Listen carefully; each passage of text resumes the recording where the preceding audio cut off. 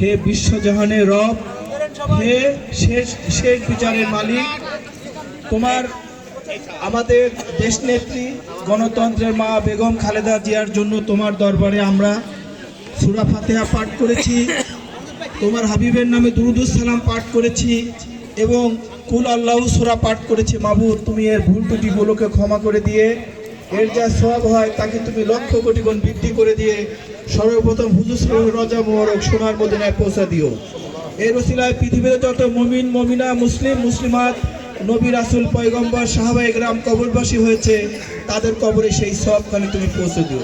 মাবুদ, এর যা সওয়াব হয় এই সওয়াবখানি তুমি বেগম খালেদা জিয়ার মাবুদ তুমি তার আমলনামায় তুমি পৌঁছে দিও। মাবুদ হে রব্বুল আলামিন, হে পরওয়ারদিগার, ৮০ বছর বয়সের একটি বৃদ্ধ মহিলা, মজলুম মহিলা, দীর্ঘ ৭ বছর যে আপনার কারাবরণ করেছে, যার একটি সন্তান নির্যাতনে মৃত্যুবরণ করেছে, আরেকটি সন্তান কাছে থেকেও নাই। মাবুদ, গণতন্ত্রের জন্য কঠিন পরীক্ষা দিয়েছে। মাবুদ, তোমার কাছে প্রার্থনা করি মাবুদ, তোমার নিজ গুণে তার অতীত জীবনের যদি কোনো ভুল ত্রুটি হয় তাকে তুমি ক্ষমা করে দিয়ে একটিবারের জন্য শেষবারের জন্য মাবুদ তুমি তার জীবনকে ভিক্ষা দাও। বাংলাদেশের গণতন্ত্রের জন্য, বাংলাদেশের স্বাধীনতা সার্বভৌমত্বের জন্য মাবুদ তাকে আমাদের বড়ই প্রয়োজন।